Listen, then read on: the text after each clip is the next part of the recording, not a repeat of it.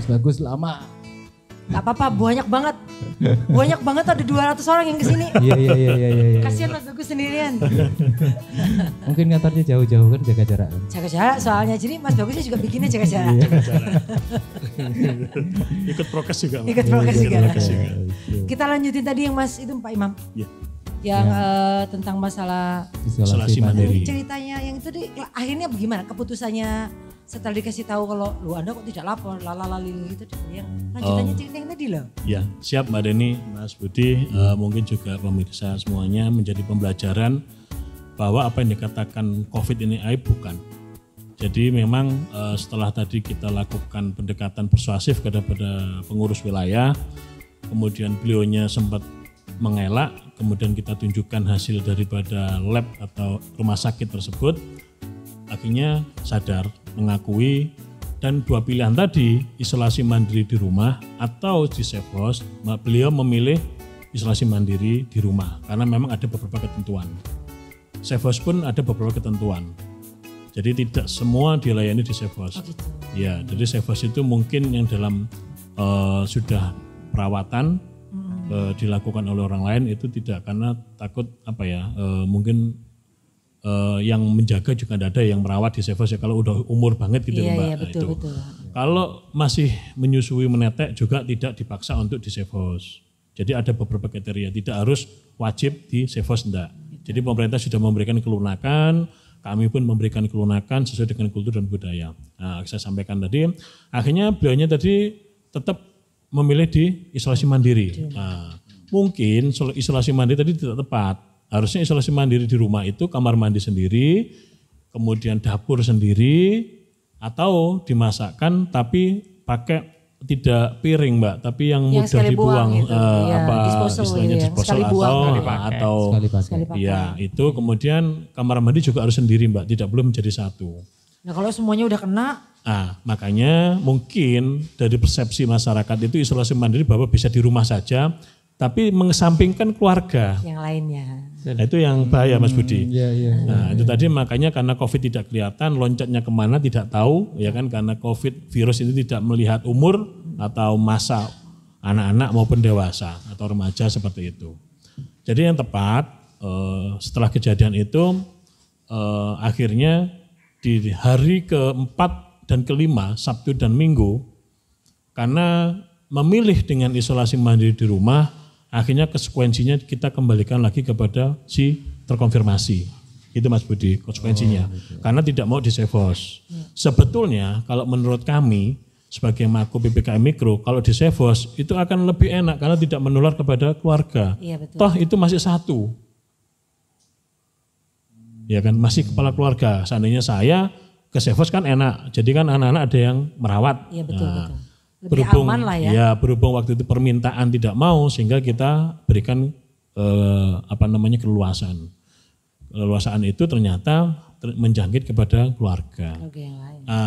Dalam Sabtu dan Minggu, hari Sabtu pada saat masih memberikan sosialisasi belum selesai, itu ada telepon bahwa istrinya yang sudah terkonfirmasi tadi itu nafasnya turun sesaknya dari 95 turun menjadi 92 menjadi 85 menjadi membutuhkan ventilator dan oksigen yang sangat perawatan yang intensif sekali. Intens sekali. Sehingga apa yang terjadi, kami minta bantuan puskesmas tidak ada karena tutup Sabtu dan Minggu. Akhirnya kami berusaha membantu dengan sekuat tenaga kami meminta bantuan kepada 119. 119 pun survei dulu keakurasian data, ketepatan daripada si terkonfirmasi dan sebagainya. Setelah menunjukkan tim, baru habis maghrib itu ambulan datang dijemput, dibawa ke rumah sakit, juga dalam pengawalan warga sekitar dan satpam perumahan Mbak. Jadi seperti itu. Nah maka daripada itu dengan kejadian ini saya berharap kalau memang tidak ada beban di keluarga, saya berharap masyarakat semuanya yang sudah terkonfirmasi apabila ada penawaran untuk di safe house, lebih baik mau dan berkenan karena di sana sudah fasilitasnya berbeda dengan yang dulu-dulu. Sekarang sudah bagus di safe house Mbak. Seperti itu. Karena apa yang kita takutkan tadi itu, begitu nafasnya sesak terus turun terus, saat ini terlambat penolongan, siapa yang disalahkan? Semakin berabe. Ya Seperti kan? itu Mas Budi. Udah peralatannya mahal, ventilator kan mahal, Iya, oksigen betul. mahal ya. Iya. Lebih ruwet lagi nanti. Iya, makanya kalau memang COVID tidak ada, buktinya ada yang sakit. Memang perbedaannya tidak terlalu signifikan. Ada bahasa dulu COVID ini sakit tumpangan. Hanya umur tertentu yang disinggahi, 60 ke atas. Iya. Karena sudah umur, kemudian fisik sudah drop, sudah turun dan sebagainya.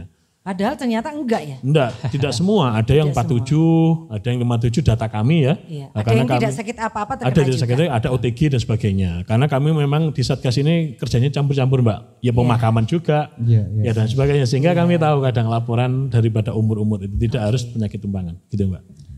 Sekarang, Pak, kalau Pak Nyitno, yang mau saya tanyain ke Pak Nyitno itu ini berkaitan dengan misalnya ya kayak kebandelan-kebandelan seperti itu. Itu kan sudah jadi modal untuk jadi kayak pengalaman bahwasanya yang seperti ini penanggulangannya seperti apa. Oh iya. Kasus kayak gini nggak mungkin cuma satu kan? Ketawanya lu lega. Banyak. Lega maksudnya banyak. Iya, memang banyak Pak. Kasus seperti ini banyak. Dalam penanganan kami selaku di lapangan juga banyak. Dan juga kami himbau kepada warga yang disampaikan oleh Pak Imam tadi ya. Walaupun toh masyarakat itu ada yang melaksanakan isolasi mandiri dengan ketentuan, ada banyak mungkin yang menyusui atau apa ya Pak ya. Tapi mereka masih dalam pengawasan dan di-tracer oleh puskesmas. Apa yang perlu diperbuat, apa yang perlu dimakan, vitamin tetap melalui via telepon. Sehingga tracer itu tadi sangat berguna.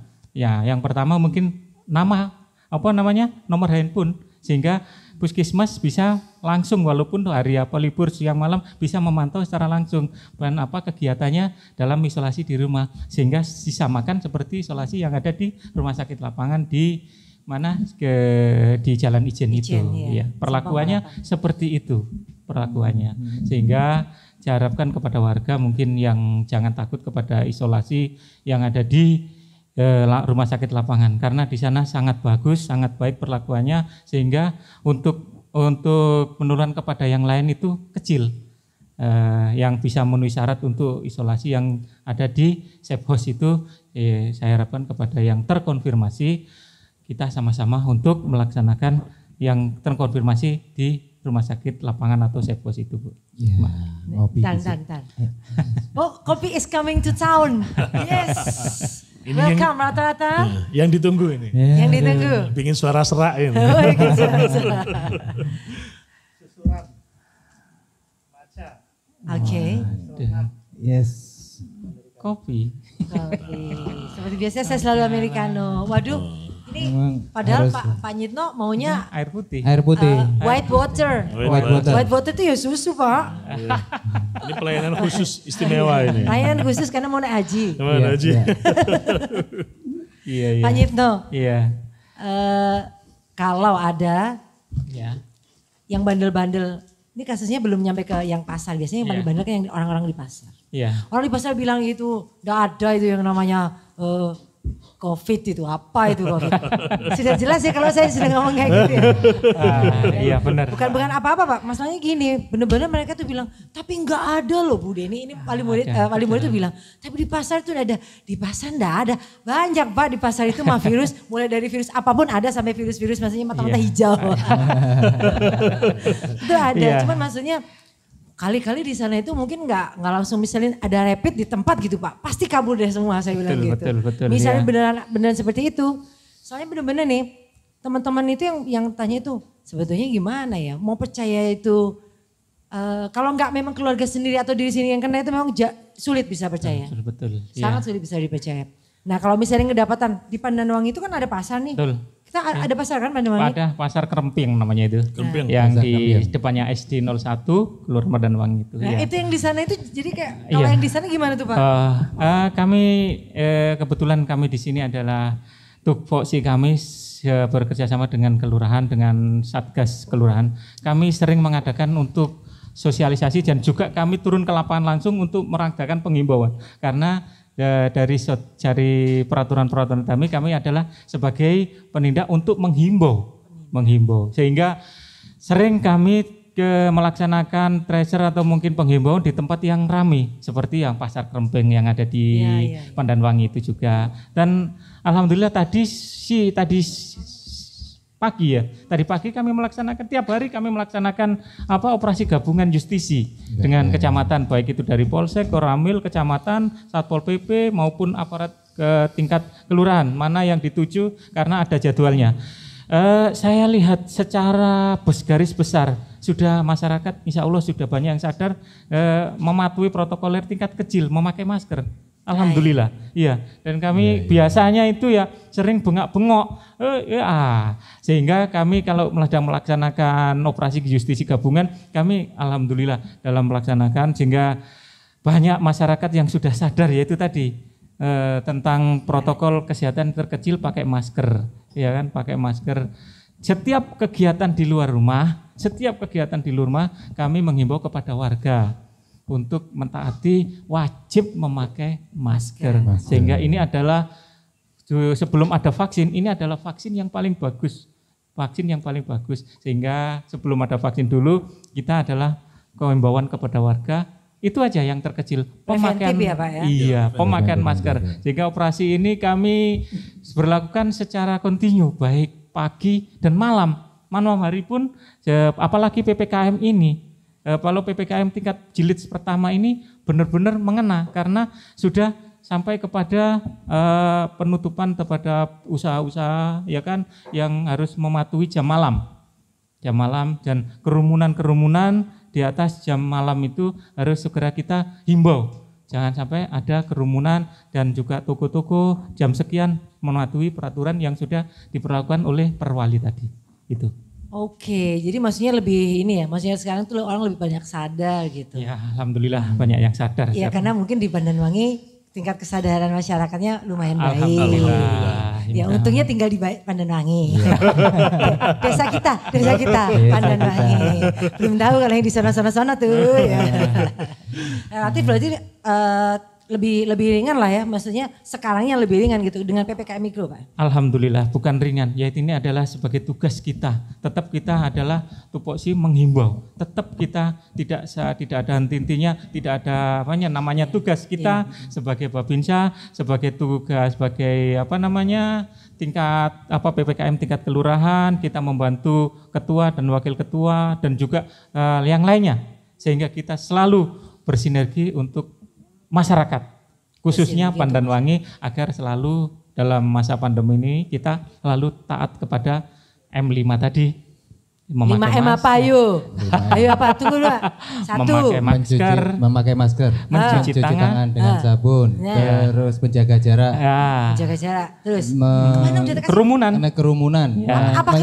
Menghindari kerumunan. Terus yang kelima. Mobilitas. Ayo.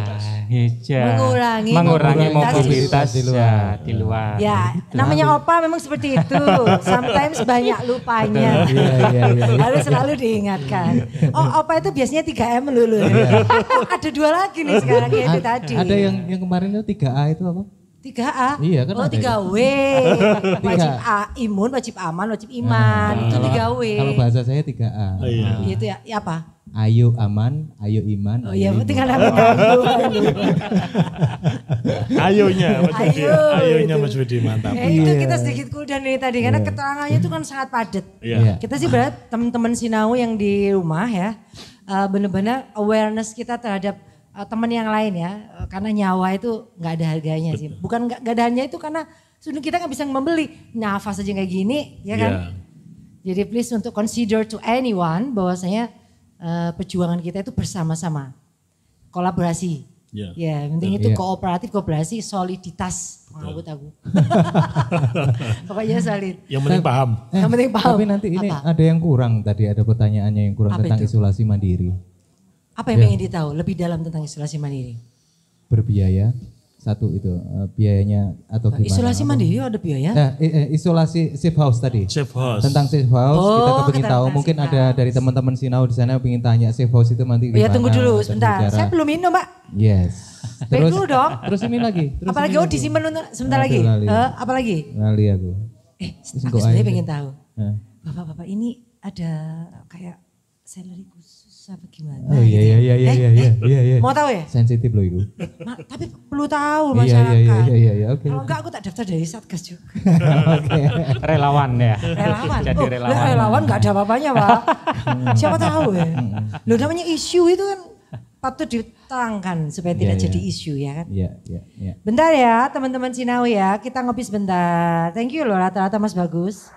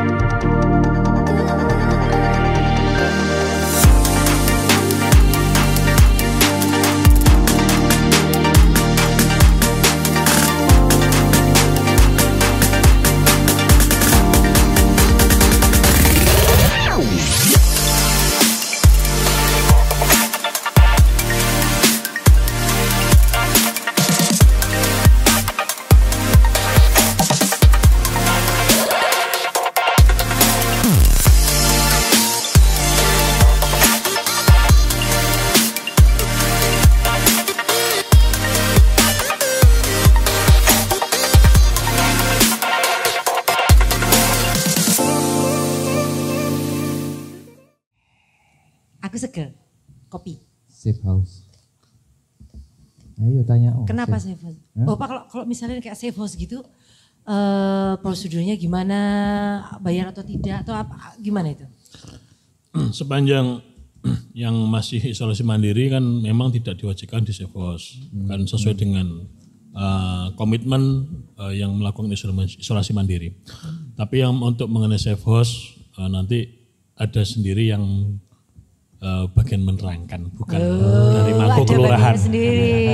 Jadi semua itu ada tupoksinya guys ya. Kami ranahnya hanya di tingkat RW sampai RT saja di kelurahan. Justru adalah garda depan. Iya, garda depan untuk bersentuhan langsung kepada masyarakat. Kepada masyarakat. Iya, gitu Mbak Deni. Sampai detik ini kira-kira data yang terkini nih, gitu. Trennya jadi kemana nih? Setelah ada PPKM itu dalam waktu jangka 2 weeks ya, 2 minggu ini trennya itu begini data atau sudah mengalami penurunan yang signifikan? Asik. Berarti kelurahan ya? Berarti kita ngomong kelurahan. Untuk tingkat kelurahan Panenwangi alhamdulillah dari laporan Dinkes ke Puskesmas kemudian ke kami kita sinkronkan data ada penurunan Mbak. Ada penurunan makanya di beberapa wilayah kami di RW-RW tidak semua memasang bendera warna kuning.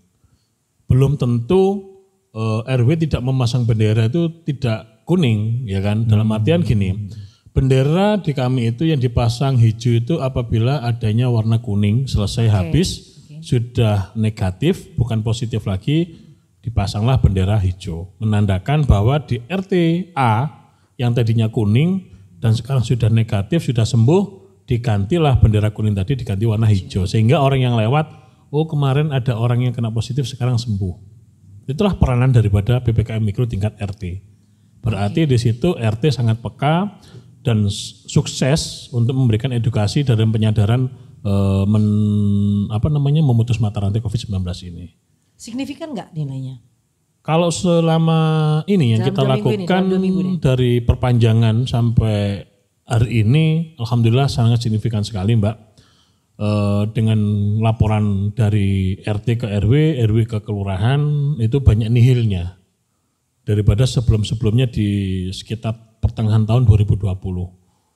Sebetulnya alhamdulillah program daripada pemerintah ini sangat sukses kalau menurut saya yang di bawah di tingkat kelurahan karena apa di sini melibatkan stakeholder semuanya bukan RT saja tapi tokoh masyarakat.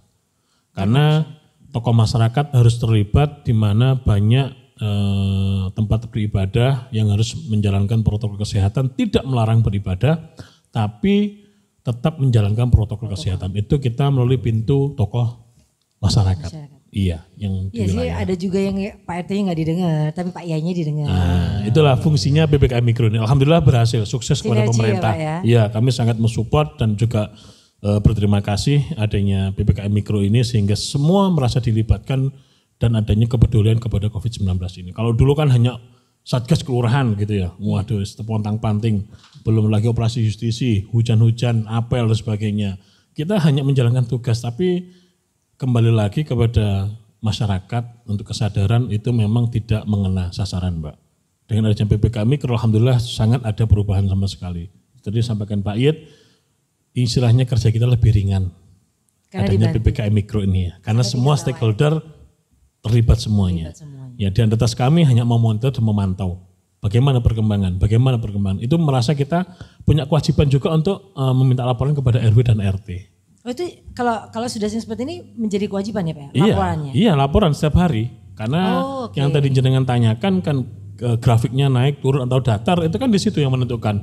Sehingga dulu ya saya dengar ada bahasa masyarakat yang mempermainkan grafik, itu tidak bisa sekarang.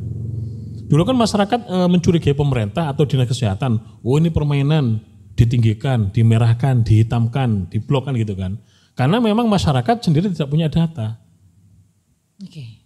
Kota Malang seandainya di kecamatan mana hijau, di mana hijau-hijau. Tapi kalau kita tidak tahu, terus kemudian di orange kan, kita kan tidak tahu. Berarti tapi masih bisa itu ya diapakan itu. Iya kalau dulu Mbak, kalau sekarang nggak bisa. Sekarang adanya PPKM Mikro di mana keterlibatan tingkat RT dan tokoh masyarakat sehingga ada manipulasi warna tidak bisa. Pasti akan protes. Lebih dekat dengan masyarakat. Watchernya banyak gitu loh, yang memantau banyak. Nah, itulah keuntungan daripada PPKM Mikro, program daripada pemerintah ini. Sangat bagus sekali saya anggap. Kenapa? Cuman penyesalan saya sebagai wakil kenapa nggak dulu gitu loh. Barusan mau saya tanyakan. Kenapa harus nunggu 1 tahun lewat sekian bulan? Sampai kita kemarin memperingati hari ulang tahun COVID ini Mbak. Aduh benar ya kita kan 1 tahun ini. 1 tahun lebih. Ya mungkin memang semua kesadaran timbulnya biasanya belakang Mbak. Kalau di depan namanya pendaftaran. Pendaftaran ya betul. Ya itu Mas Budi. Siap. Barangkali dari Pak Nyitno ada nggak yang harus disampaikan kepada pemirsa mengenai tentang menimbulkan kesadaran ini? Ya, sedikit Mbak, terima kasih Mbak Tini. Sedikit aja mungkin saya sampaikan kepada masyarakat Pandanwangi yang selama ini sudah menerima sosialisasi terutama dari RW pemangku wilayah dan RT dan RW yang di setempat, mungkin kita sama-sama menjalankan protokol kesehatan. Kita sama-sama mematuhi aturan dari pemerintah karena pemerintah sudah mempertimbangkan apa yang akan dilaksanakan dan bagaimana nanti akan yang dilaksanakan. Kemudian saya juga terima kasih kepada Pandanwangi, yaitu tadi selama ini mungkin ada mikro ini itu penurunan bagus dan tidak ada bendera oranye. Yang mungkin kuning masih ada, 1, 2 ada, tapi oranye tidak ada. Karena kami kalau dijadikan itu tadi sasaran tadi mana yang di oranye kan kami tidak mau karena ini adalah update data secara langsung. Karena sudah ya Pak Imam ya stakeholder yang sudah bekerjasama mulai pemangku wilayah dari bawah. Sehingga kami kalau mau tempatmu kuning tidak bisa karena kami sudah ada data langsung dari Puskesmas juga. Ini datanya langsung. Ini yang terkena, ini yang terkena. Bahwa kalau kuning berarti kan setuanya kalau kuning berarti kan 1 hanya sampai 5. Itu kami masang kuning. Kalau kami oranye mana datanya? Kalau di oranye kan kami sudah punya data seperti itu. Dan data itu kami update per minggu. Tiap harinya ada tapi per minggu dari Puskesmas itu ada. Sehingga nanti jadi laporan dari Pak Lurah tiap hari Senin itu di wali kota untuk laporan itu dan juga sebagai laporan dan ramil kepada atasan langsung nanti akan dijelaskan oleh ini ranahnya Bapak dan ramil. Demikian. Oke, baik. Terakhir Pak Imam untuk mungkin memberi semacam advice gitu buat kita sih sebetulnya lebih kepada kita juga karena ini adalah ruang publik ya yang siapapun boleh masuk, siapapun boleh sinau di mari gitu ya. Buat insight kita untuk ke teman-teman yang lain. Ya terima kasih Mas Budi, Mbak Deni atas waktu yang diberikan di akhir penghujung acara ini. Saya berharap saya selaku Wakil Ketua PPKM Mikro tingkat Kelurahan Pandanwangi berharap kepada pemirsa maupun masyarakat khususnya Kota Malang maupun nasional kita tetap jaga kesehatan, kemudian melakukan apa yang sudah menjadi tugas kita yang diperintahkan oleh pemerintah yaitu untuk menjalankan protokol kesehatan. Kemudian jangan merasa ini aib, kita harus terbuka. Begitu ada ciri-ciri kurang bagus pada diri kita, sampaikan kepada PPKM Mikro tingkat RT, berkomunikasi aktif sehingga RT bisa melaporkan ke RW, kemudian RW bisa kelurahan, kelurahan bisa komunikasi dengan puskesmas untuk melakukan tracing atau pemeriksaan dini. Tidak semua ciri-ciri di badan kita itu masuk kategori COVID. Jadi jangan takut, apapun sakitnya belum tentu COVID. Tetap semangat untuk tetap sehat, melihat masa depan yang masih jauh dan lebih cerah lagi. Semoga COVID segera berlalu di negara kita maupun di Kota Malang khususnya. Kita bisa kembali hidup normal seperti sedia kala. Tetap semangat, sukses. Jangan lupa bahagia tentunya di situ kuncinya. Itu kuncinya. Jangan lupa bahagia. Itu kuncinya dari segala kunci adalah bahagia. Iya. Seperti Pak Imam. Oke, terima kasih. Pak Yitno, terima kasih Pak Imam. Terima kasih Pak Imam, Pak Indah ya. Kita akan ketemu lagi di sesi offline. Boleh. Siap. Nanti pasti kita akan panggil yang harus menjawab tadi. Oh iya, kan masih banyak pertanyaan tentang regulasi-regulasi, ya kan? Teman-teman Sinau, jangan kemana-mana. Jangan kemana-mana. Gak boleh Ini kemana-mana. masih ada lagi. Ini belum kelar. Informasi belum pada mentoknya, belum. Ini masih dasar. Ada 2 narasumber lagi. Masih dasarnya Mbak Dini. Masih dasar. Ada narasumber lagi. Jadi 2 narasumber lagi yang nemenin kita di beberapa sesi ke depan. Kesimpulan hari ini adalah COVID bukan aib, tapi ini wabah kita bersama. Artinya mari kita bersama-sama merapatkan barisan gitu Pak Imam. Betul Mas. Untuk bisa menanggulangi. Perlu adanya kesadaran dari teman-teman Sinau semua yang ada di rumah, juga sama-sama ayo kita merapatkan barisan lebih untuk kooperatif lagi. Betul. Ya, tutup. Enggak ditutup ini. Tutup. Oh enggak ya? Lu gimana sih? Oh iya, masih ada narasumber lagi. Mau bertemu dengan 2 narasumber yang kece kok. Bisa ditutup itu gimana caranya? Mantap. Iya. Ini dikode-kode terus dari Oke, kita hadirkan Bapak Bapak Camat Blimbing. Bapak Camat Blimbing. Kita tuh ada di wilayah Blimbing, Pak. Iya. Pak Camatnya baru. Pak Camatnya baru. Masih muda lagi. Sama kita. STPDN. STPDN. Ada apa kok menyangkutkan STPDN? Oke, kita sambut Pak Camat dan Pak Dan Ramil. Pak Imran. Iya. Terima kasih.